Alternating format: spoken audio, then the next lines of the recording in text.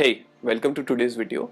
My name is Udit Chug and I am one of those people who won't stop talking about what they are learning. Maybe I do that to sound wise, or maybe just to get my friends and family interested in what I'm learning so that I can then use them as a sounding board.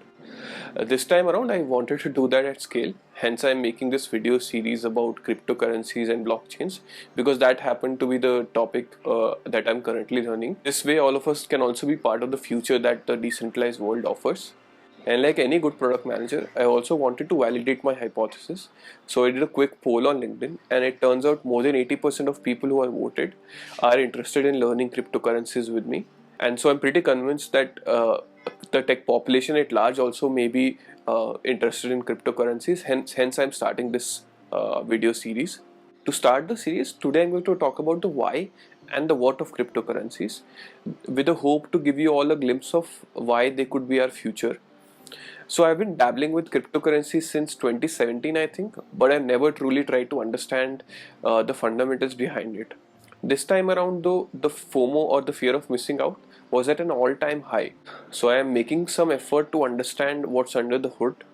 And from what I've learned so far, it looks like cryptocurrencies may become a big part of our life. And especially decentralized finance, also known as DeFi, actually holds the potential to change how our economies work. Trust me, I work in the thick of centralized finance, and I feel that decentralized finance is addressing some very, very critical flaws of centralized finance. Even in a rare case, if cryptocurrencies don't stay true to their potential, the blockchain technology is revolutionary enough in itself to be a part of our future. And I should make it very clear that I will not be sharing any investment or trading advice in any of these cryptocurrencies. I will only be sharing the fundamentals behind cryptocurrencies and the different concepts that different cryptocurrencies bring to the table. So without further ado, let's get started. First, let's start with the why of it. So Balaji Srinivasan, who is a massive advocate in the crypto space and is also an investor and entrepreneur in the space, once shared an analogy which I think is the best one I have ever seen. Instead of reinventing the wheel, let me share the analogy he shared. So basically, according to him, there are four primary ways of transferring money between two parties. First is physical cash itself. A hands B cash. B knows A no longer has it, and the transaction is done. Second is sort of a naive way of sending cash digitally. A sends B serial numbers of their currency note, but A still has a copy. So there could be a problem of double spending in this scenario if both digital and physical notes were spent. Third is the centralized way of sending cash digitally. In this case, C is a bank. It is trusted to debit A and credit B.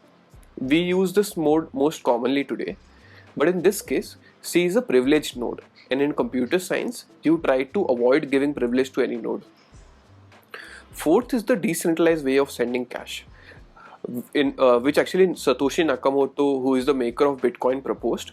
In this method, C, that is the bank, is now replaced by thousands of miners who facilitate the transaction from A to B. Now one can easily argue that I'm okay with a bank handling my money because I know that my bank is regulated by the central bank. For example, in India, the central bank is called Reserve Bank of India. In the United States, it's called Federal Reserve, and so on. When one says this, they are also saying that they trust their government handling their money. So it can go horribly wrong. For instance, take the case of hyperinflation in Venezuela. Due to the socio-economic and political crisis, their currency became so worthless that Venezuelan refugees were selling items made from the currency notes in Colombia. If you were a billionaire in 2017 Venezuela, you would have had a tough time buying groceries in 2018 Venezuela because the inflation grew by like 2000 times in 1 year. This may sound like an extreme case, but it can happen to any government with just one poor leader in one unfortunate country. And this is even true for many other nations where countries are printing more and more money to offset the national debt. Let's also discuss a slightly more relatable scenario.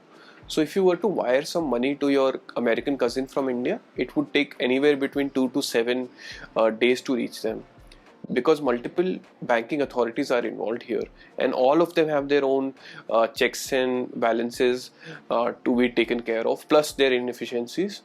To get over both of these and countless other problems, we needed a currency that is not operated by any of the world's government. Plus, we needed a currency that doesn't require a physical exchange like a currency note or a coin to be exchanged to complete a transaction. Plus, we needed a currency that could be used regardless of our location on the planet or the government we vote for. And it has always been the nature of our geniuses to be thinking ahead. For example, Elon Musk is already working on colonizing Mars so that when our planet becomes too hot to live on, we at least have an option to rely on.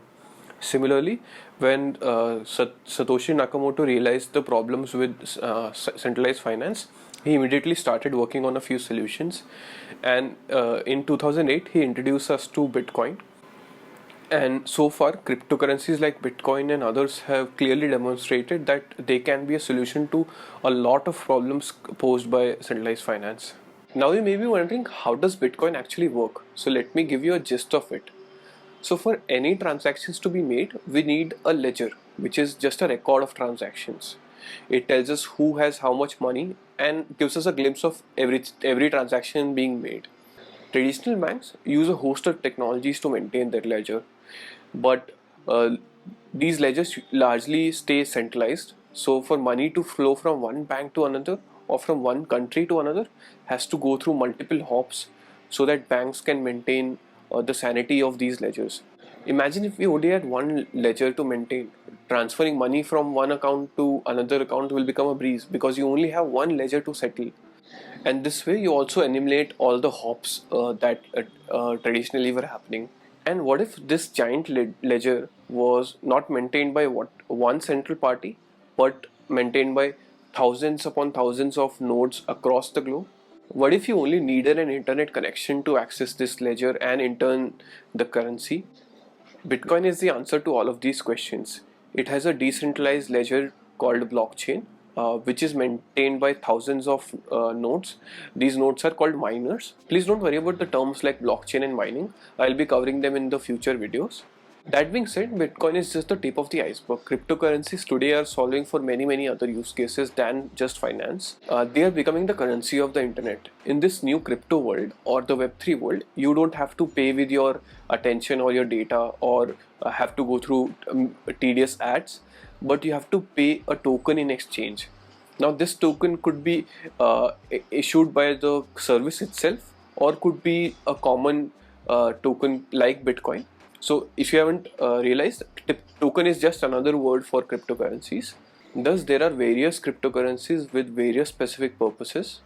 For example, Filecoin is a network which lets you store your files on a decentralized network for a very specific period of time, for any specific period of time instead. And you could pay them using Filecoin. Now, everyone who is contributing to this network with their storage also get paid in Filecoin.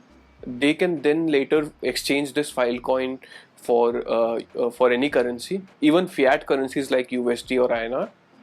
And there are even protocols that are running banks on blockchains. For example, here I have Aave Open, where I've deposited one token called Matic, which is earning interest or yield in real time.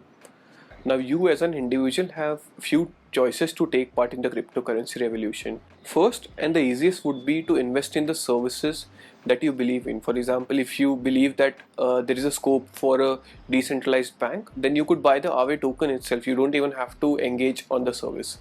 Or you could even buy Filecoin if you believe in decentralized storage and if you feel that there will be a need for everyone to use decentralized storage in future. The second option could be to contribute by being part of the network. For example, you could lend out your file storage to someone and you could earn Filecoin in exchange. Or you could contribute some of your own tokens to Aave pool, which can then be provided as a loan to someone and you could earn interest on that. Third would be to leverage the network and build apps on top of it, and people could pay you in your own token or could pay you in one of the general tokens. For example, Uniswap is a platform that that facilitates swapping or exchange of various tokens, and they make money via that, and they have also issued their own token called Uni. Or fourth would be to make your own network with unique capabilities. For instance, take Polygon, which offers multiple variants of blockchains. Each can be used for a very specific purpose. Now I can go on about various things that crypto offers, but we need to understand some key topics before we go ahead. For example, we need to understand what is mining, what is staking, what is proof of work, what is proof of stake, what is Ethereum, what are the scaling issues with it, and so on. Don't worry, I will dive into all of these topics in the coming videos. So if you found this video interesting, do hit the like button, and don't forget to subscribe if you are interested in the topics I just listed. And don't forget to share the video with your friends, and also do let me know in the comment section what you liked about this video or what you didn't like about this video, or anything that you would like me to change. So see you in the next video. Bye bye.